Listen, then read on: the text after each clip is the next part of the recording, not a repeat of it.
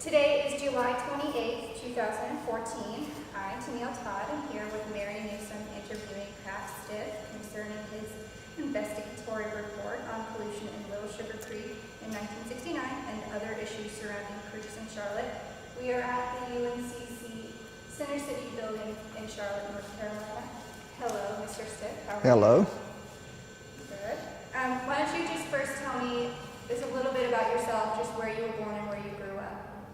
I was born in Gadsden, Alabama in 1942. I grew up on a farm there for several years. We moved to Charlotte when I was 11 years old, and I lived there until I went in the Navy when I was 18. So I went to public school in Charlotte and ended up marrying a Charlotte girl later on. And then I served in the Navy for almost 2 years. I got an early out to go to school. I was a journalist in the Navy. I served aboard the heavy cruiser Los Angeles. I went to UNC and I majored in journalism. I worked at the Daily Tar Heel my last year. I went to work for the Charlotte News. I had interned there for 3 years in 1960, 63, and 65. I went to work there full time in 1966. I stayed there 5 years.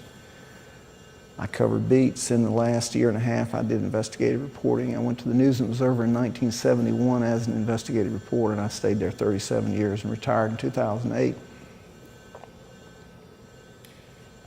What neighborhood did you live in while you were here in Charlotte? I'm sorry, what? What neighborhood did you live in?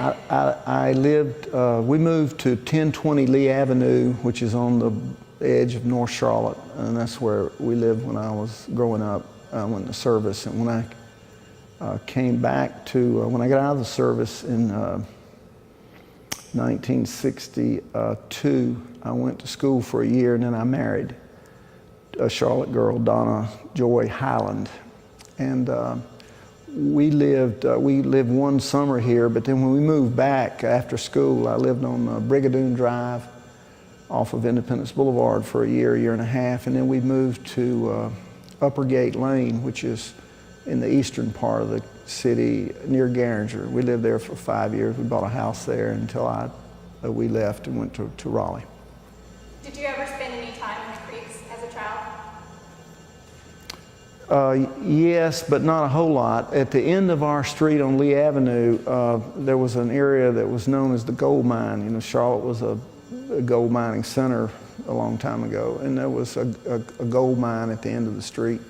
We go down there and play in it, and it had creeks there, and so I played some in the creeks there. Also went on the farm. I used to go fishing. We had creeks through the farm, and I would fish there and swim in them, but they were not polluted.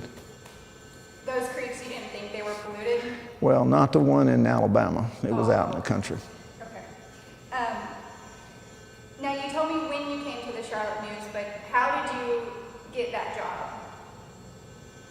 I worked on a high school newspaper, and I won a sports writing contest, and so they had a banquet for the winners, and so I went to the banquet, and I had been working for my father, who had a sweat plant down on Graham Street. He made clothes hangers. It was a terrible job. It was dangerous. It was hot. It was it was unbelievable, really, without going into any more who shot John. And for that, he paid me 50 cents an hour. So now I'm at this sports banquet, and I suppose I'm smacking up to these guys that are sitting beside me. They were sports writers for the Charlotte Observer. And I said to them, why is it that the sports pages for the Observer are so much better than the news? And so one of these guys, you know how ratty newspaper people can be. Well, one of these guys says, see that old man over that white-haired man? You should go ask him that question. I was 17 years old. So I did, or I tried to. I went up and introduced myself, and it was Brody S. Griffith, who was editor of the Charlotte News, and so it was really a bad thing they did to me. So before I could get my question out of my mouth, he said, boy, how would you like to go to work for me? I said, well, I'd like that. He said, well, you're hired for $1 an hour. That was twice what I was being paid. So I couldn't type, but I showed up on the first day of work, and I sat around till after the first edition was over, which I think was around 9:15. One of the sports writers was working with the afternoon paper. One of those sports writers said, "Boy," said, "here's some money. Go down there at the cafe and get me a fried egg sandwich and get one for yourself, and tell them not to put so much mayonnaise on it." So I went down the street. It was a gorgeous day. It was my first day at work. And I thought to myself, what have I done? This is great. I'm walking down the street on the way to get a fried egg sandwich for myself, paid for by somebody else, and I'm on the clock at $1 an hour. This is the life for me. We came back and sat around, and I thought to myself, I've had a real job. This is not a real job. That's how I came to be a newspaper man. Were you a reporter from the start? Yes. Is that what you did there? I made 2 wrong turns into editing. I was an assistant city editor at the News and Observer for 6 months, which is just a terrible job. I mean, I can't tell you how bad it is. You have about 50 opportunities every day to do something wrong. You have no opportunities to do anything right. I mean, if you're supposed to move a photo order and you move it, so what? I mean, we could get a monkey to move the photo order, but if you fail to move the photo order, geez, bad things happen. So after 3 or 4 days, I knew I didn't want to do this job, but I had asked for it, and so I worked it for 6 months, and then I held my hand up and said, please, let me go back. And I said 6, that's not so. It was 8 because it took them 2 more months to get my replacement with me to train them. Years later, I thought, you know what, I can do this editing stuff, and I can't report forever. So I wanted to be an editor, and they made me what they call North Carolina editor. I had that title for 18 months. Theoretically, and it was in theory only, theoretically I had 3 reporters and 3 editors and 18 reporters who, quote, worked for me. They didn't really work for me, but the way it really worked is when they did something good, or their editors, they properly got the credit for it. When they did something bad, I got the credit for it. It was a terrible job. And after that, I said, let me go back. They moved me back just like that. Truth be told, I wasn't a very good editor.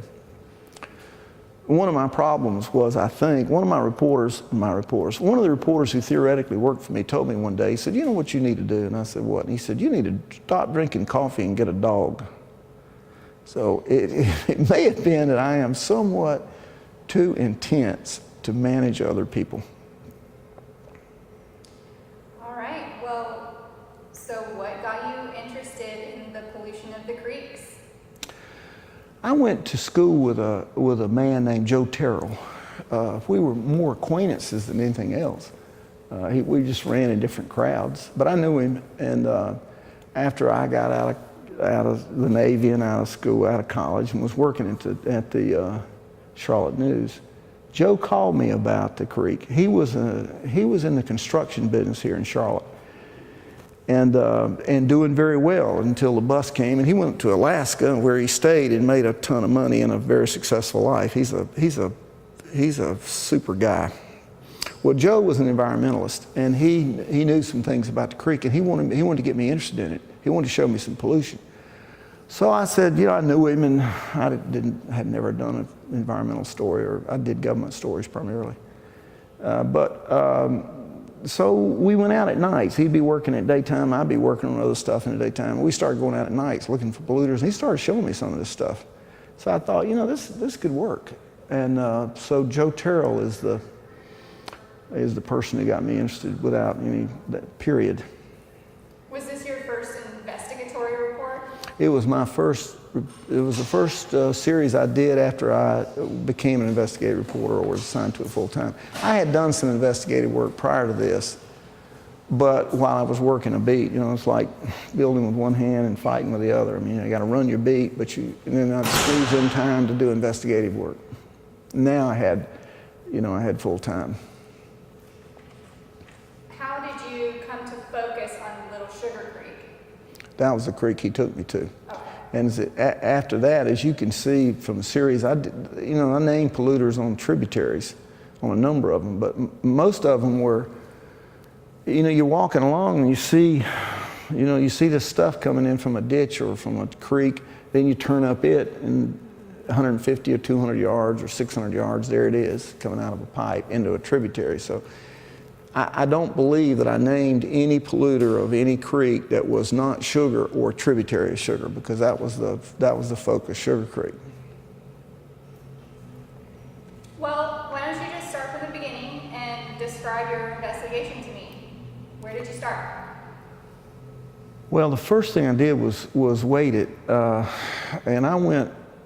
I can't name the location now because I don't remember, but the creek was only like a foot wide. I went up to the headwaters. I mean, I didn't find a spring that it came from, but it was just a little ditch. And I started there. I don't remember the exact number of miles. It's in the series. I think 18 or 19, 17, 18 or 19. So far south that it was, well, when I quit wading it, I was chest deep.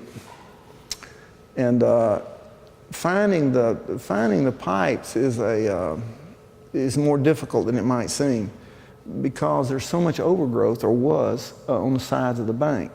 Sometimes, you know, you'd have to get down and you could barely see them. Sometimes the pipes, in fact, were underwater. So how many did I miss? I have no idea, but I have no doubt that it was a great number. The way you would normally see them is you'd see the effluent. You know, and it would discolor the water, and that's like a clue.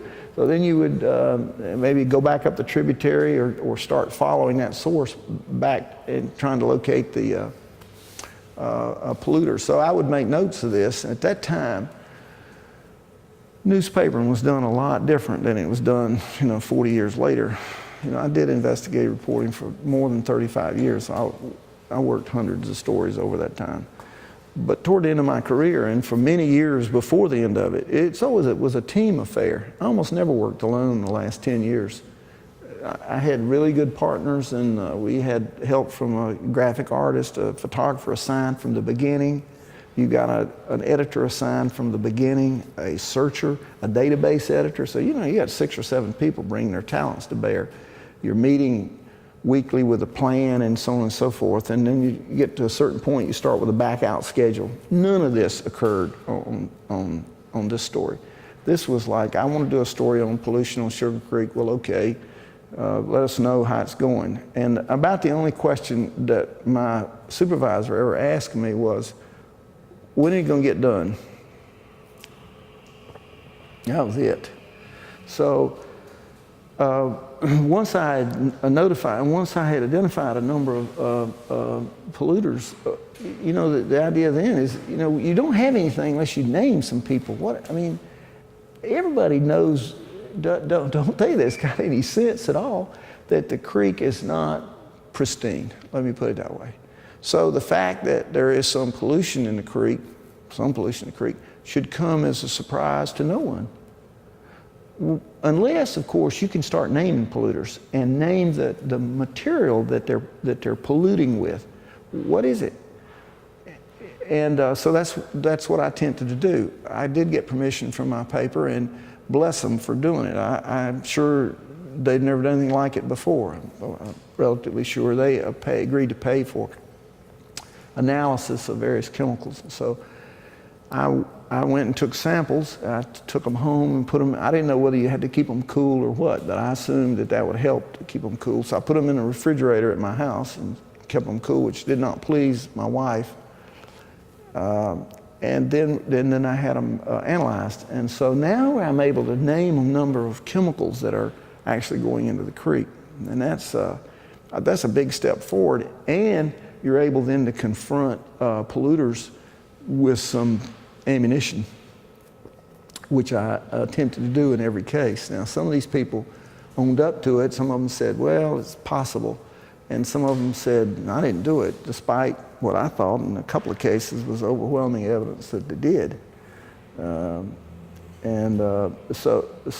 then I had this creek, I got some folks that knew what they were doing to seine the creek, which I think they seined, as I recall, at 4 or 5 locations, and I think they found nothing at 3, and a couple of fish at one, and a few more fish at another. And this is a sign of pollution, the absence of fish life and other crawdads and things like that. I also then studied the law and the law as it pertains to pollution, to see if I could confront those people and see what they were doing. As a matter of fact, they were not carrying out the law because they didn't have the finances to do it. And so then I wrote the series.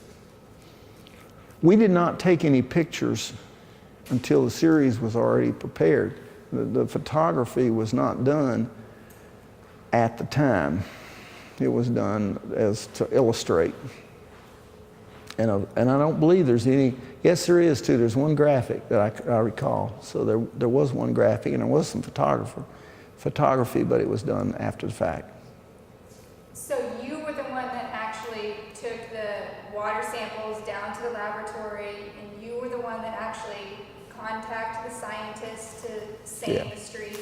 Yeah, I did not have a partner in this, and it was like I told you, there were two other elements of the paper that assisted, but it was after the series was done. One was the graphic illustration, which showed the locations, I think, of some of the polluters, and then the photography.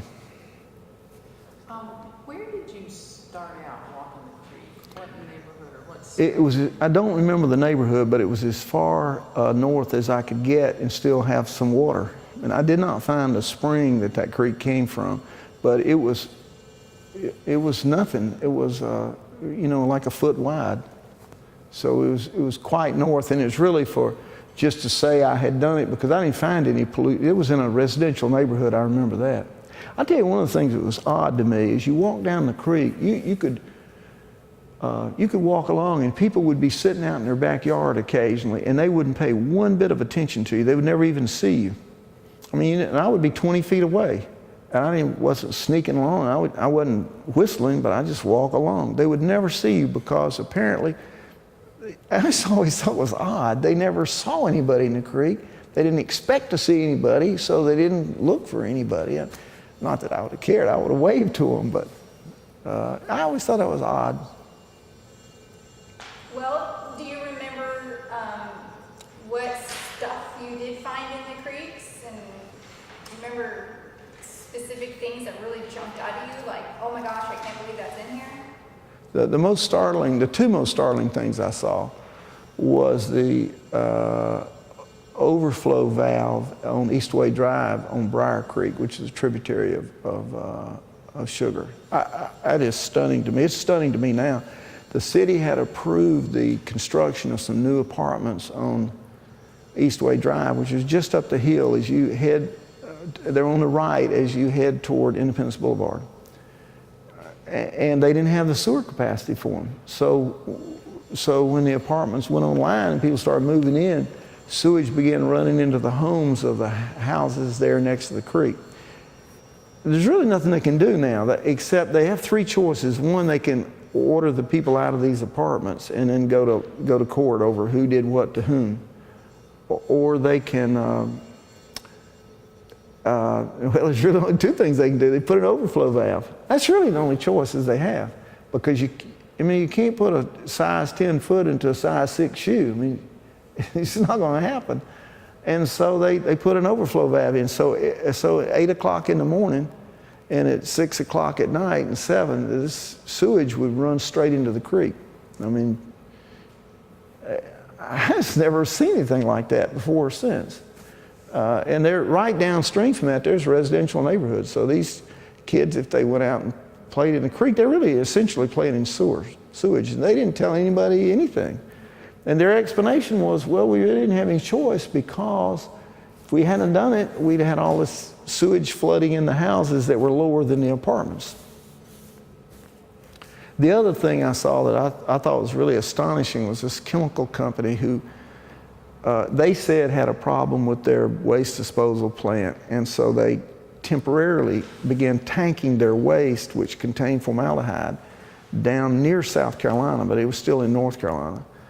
And they put it in a tank, and then they didn't treat it, they just turned the valve on and let it drain across their property into McAlpine Creek. It killed everything. The trees that were still, many of them had already fallen down, so they'd been doing it for some time, long enough for these trees to rot and fall down. There was nothing alive, and there were little pools of red stuff, which was either was or contained formaldehyde. Contained, I guess, is the best word. But the trees were white, and that were still standing, and then the ground was, this grayish-looking brown with puddles of really pretty red fluid.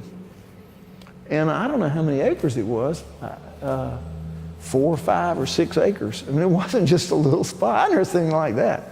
Those are the two most stunning things that I saw.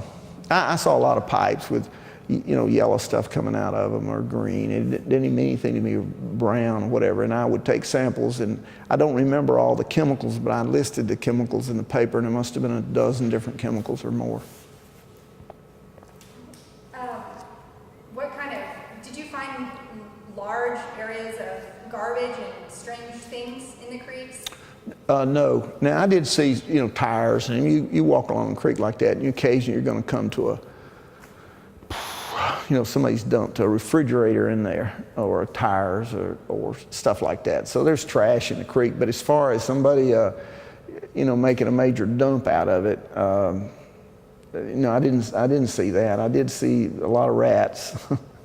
And some trash. I mean, people throw Coke bottles in. There's all kinds of trash in the creek, but not a garbage dump. Okay, but you did see random things. Oh yeah. Oh yeah. Yeah. Okay. And let's see. Oh, how were you able to determine when you found these pipes? How were you able to determine where they came from? Did you just follow them? Sometimes. You could follow them. Sometimes they weren't pipes; they were just ditches. You could follow the ditch right back to wire fence with what do they call it, cyclone fences or whatever, the wire on. I mean, they're right there's their plant.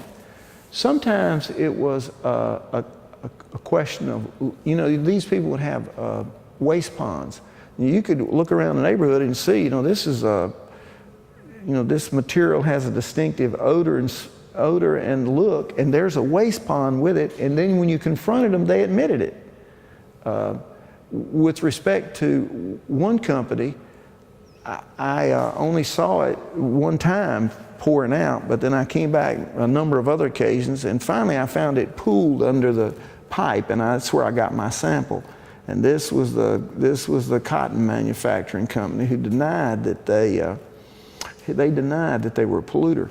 They said, look, two things. We don't have any access to the creek. How can it be us? Wise up. And the other is, we have an industrial waste permit. Go check. We put our sewage into the sanitary sewer system. And so I went to the city and got them and asked if they had maps of their storm pipes. They did. And I looked at their maps, and indeed this pipe, I could see the mouth of it. I wasn't going to crawl up the thing, but it led straight to their property. So they did have access to the creek, and an analysis indicated indeed it was theirs. In fact, the chemist who did the analysis told me who it was before he did the analysis. I know who this is, and he told me. Now they never conceded, but if we had gone to a court with them, I believe we'd have won that one. So the general reaction whenever you confronted these companies was denial, or they said they had a problem? Most of the people I confronted admitted it, or if you lump the two together, admitted it out. Most of them, about half, I would say, admitted it outright, and another couple said there was a possibility, and then some others, the rest of them denied it. And how many did you find? I believe I put in the paper 28, but by the time I wrote a letter to the state, and it lists 30, but it does not list 30 polluters. It lists 30 sources of pollution, and I think I don't remember the exact number, maybe 26 by name, and then it listed several more that you should check these out. Look at this, look at this creek right here, or look at this drainage pipe, but I'm not sure who the polluter is. Did anybody ever get angry at you and kick you off their property or anything like that? I don't remember anybody ever becoming angry with me. I was really not affected by people getting angry at me. I mean, to start with, I wouldn't have very much impact. But I don't recall it. I do remember, and I was down on McAlpine Creek. I was out walking these woods. These two men confronted me. One of them turned out to be a father and a son. And they didn't know what I was doing there. And they were hostile. So I thought, well, this is probably not a time to get too smart at it, because we were out in the middle of the woods. And so I told them who I was and what I was doing. And they said, oh, they sort of relaxed. And they said, we thought you might be a thief. And I went, well, hell no, I'm not a thief. And they said, well, why would you think that? And they said, well, because we got a lot of trains. And I said, what kind of trains you got? And they said, we got, just trains, like run around on the ground. And I said, well, can I see them? And they said, sure. And they took me to their house, which was tucked in the woods back there. I was probably a half a block from their house.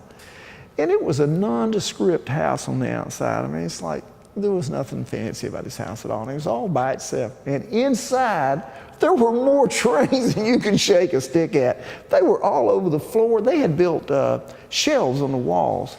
And they had trains. I don't know how many trains I had in this house. Believe me, they had a lot. And that's what they were concerned about, that I was slipping up on them. I was going to steal their trains. Just carry them away. What did the water smell like and look like as you were going down? The most distinctive odor that you smell was sewage.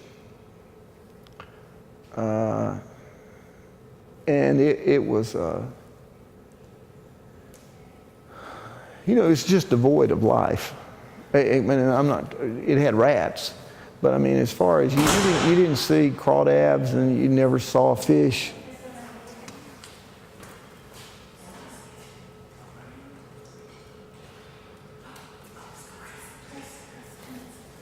And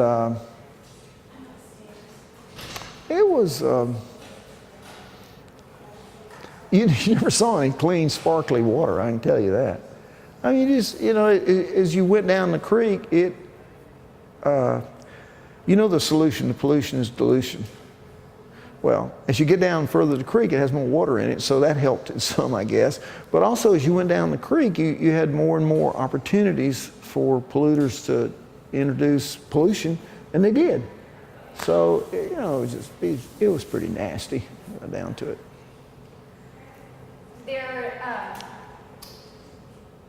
In September 16th, in one of your articles, you described the polluters as being able to dump into the creeks because there was a law that they were getting around or something.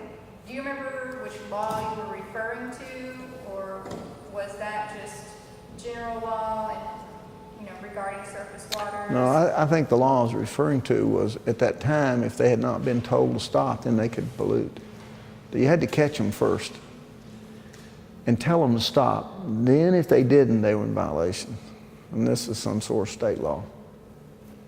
And they just didn't have anybody looking? They didn't have the people to go out and look.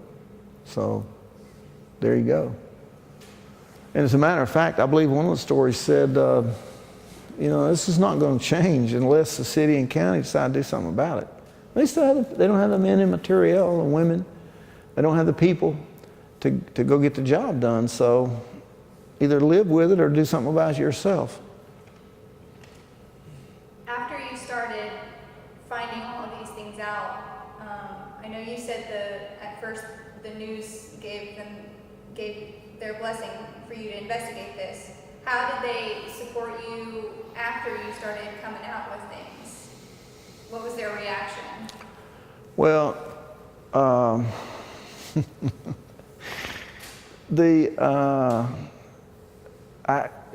about, what exactly do you mean? Did they say, wow, this is great, you're finding out all of these people who are polluting, let's, print this right away, or maybe we shouldn't print some of this stuff, or? After the story was in the paper, they loved it. I mean, and supported it, and we did the follow work on it.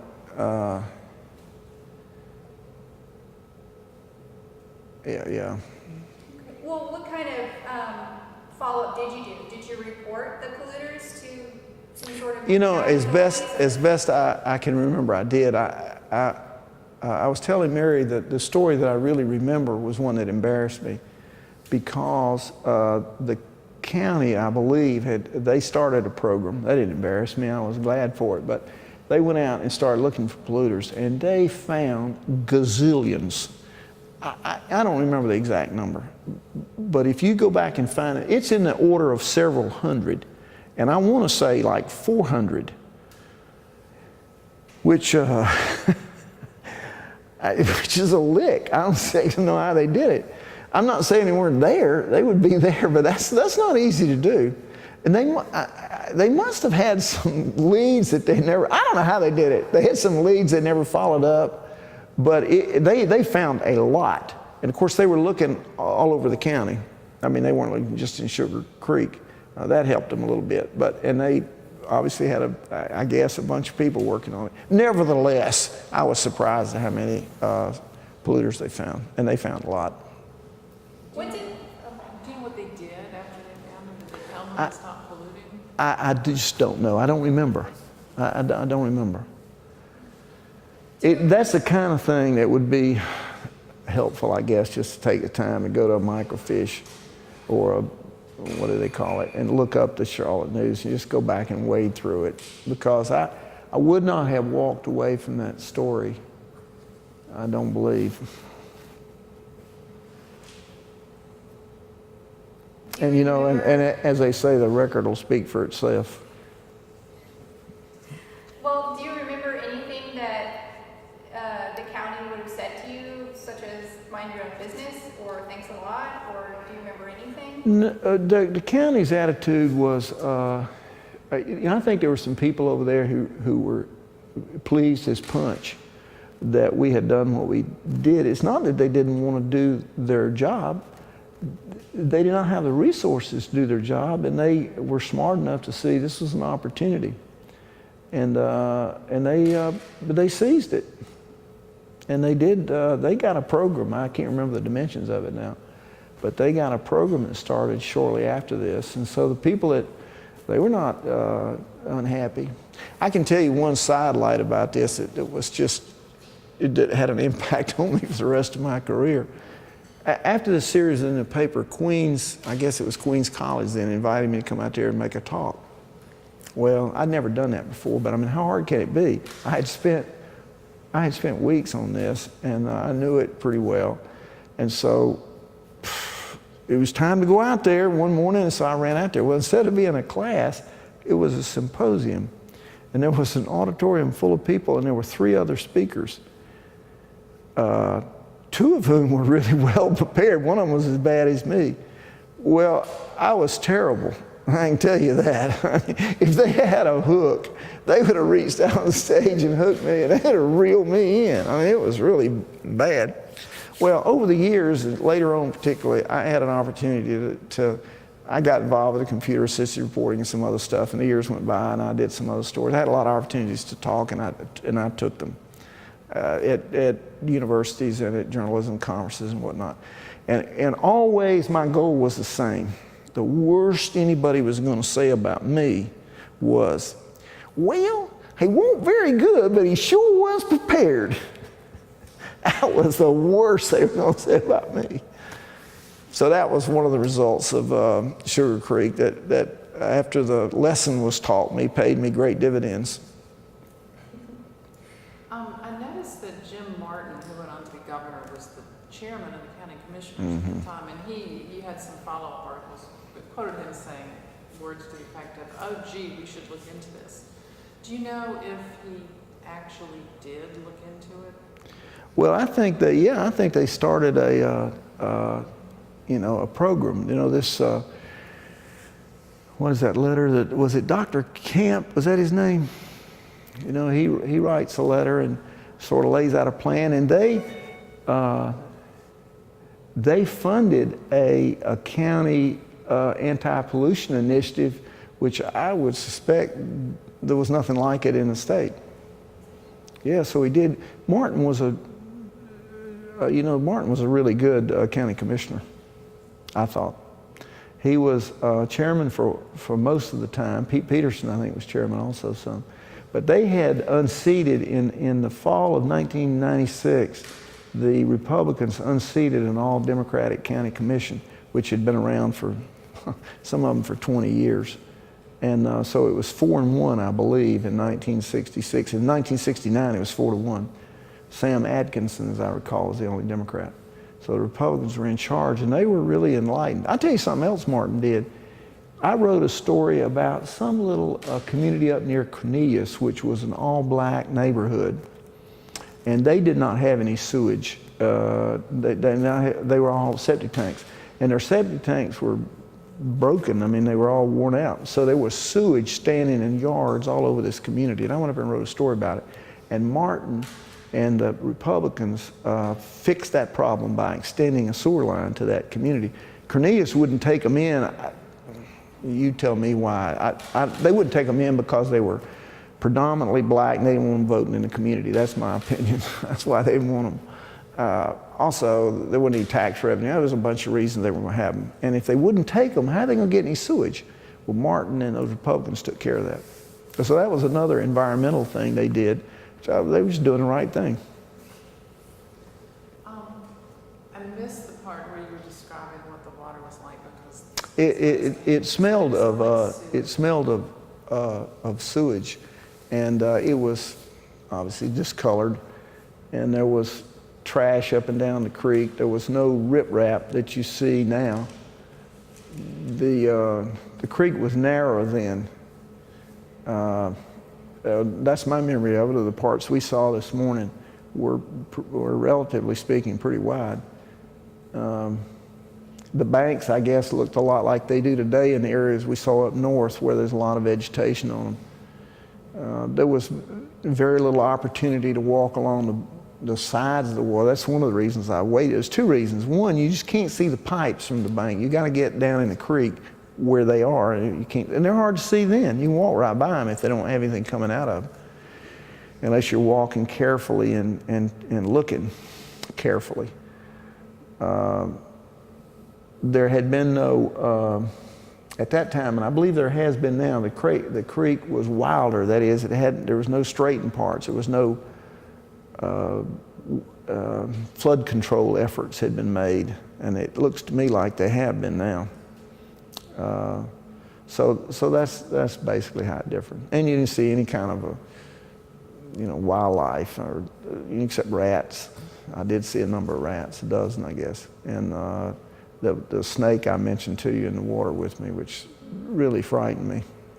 Did you, was the water ever clear, or was it cloudy, milky? It was always cloudy and milky. There was nothing about that creek that, that looked inviting. I take it back in one way. You could get over by the time, and I remember thinking about this at the time, that creek runs through Freedom Park. And if you take water and you get it some speed on it, and you get it shallow enough, I mean, it's got to be ink to look bad. I mean, it looks okay, I guess, but it wasn't okay. That's for sure. And there's some places down in the far south of Little Sugar, I guess after it becomes Sugar, after Sugar Creek runs in, it's pretty wild and it's pretty big. Was it still smelly and gross down there at the far south end, near the formaldehyde fields? Well, after you get down south of the plant and well south of the water treatment plant, the answer would be, as I recollect, no. But because you really got a lot of water. You got this much water anyway. You got 4 feet of water and 10 or 12 feet. That gets to be a pretty good sized creek.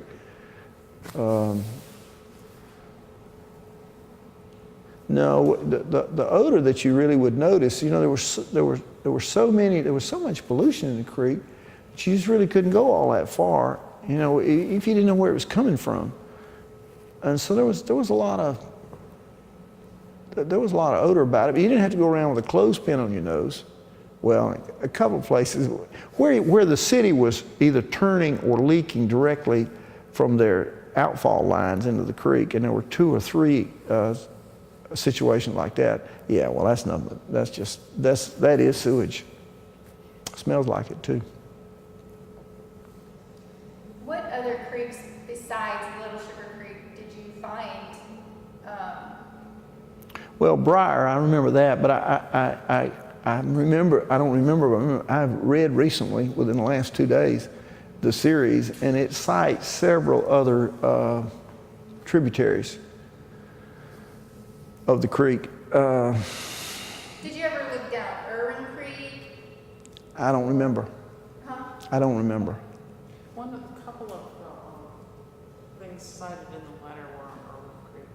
Yeah, I don't have a specific memory of it. I do have a memory of, I did cite either in the letter or in the paper, would it be in the letter, several other tributaries. And besides that you're always prepared for your speeches now, what kind of repercussions or effects did this investigatory report have on your career or your life, if anything? Well, I guess it drove home for me again. I really enjoy that work. I never particularly cared to do the writing. I've always been interested in a story up until the time the other side gives up. Then after that, it's not all that interesting to me. But until they give up, it doesn't matter to me, or it didn't matter to me whether it was a pollution story or government, or, my wife used to tease me, we would be going down the highway and be a traffic accident over there, and it's like people would be stopping and gawking. It's like I would, start yakking about how I didn't like that. Let's move on. And she would say, you just don't have any curiosity. Well, I don't have any curiosity about a fire. I know how that story's going to write. The fire burned down the building. 2 people got hurt. They had called out 4 engines. The smoke overcame 3 firemen. I was just filling the blanks. But with an investigative story, you can't do that. It's like, I tell you what it's like. It's like going into a room with all the lights out. And you're trying to maneuver your way from here to there, and the lights are out. And when you get to the other side, you've got all the lights turned on. And when you're telling somebody about it, they look back in the room and they say, well, how hard was that? Well, yeah, now that all the lights are on. And that's the kind of story I really enjoyed doing. So to that extent, I didn't really care what the subject was, as long as it presented that kind of a challenge where you try to overcome them with records. I love records almost better than I love people. It's crazy about records. And a good example from this story was the map of the pipe that showed these people did have access to that creek. So you can take that fib and park it somewhere else. And that's not going to work. Well, let's go on to something else.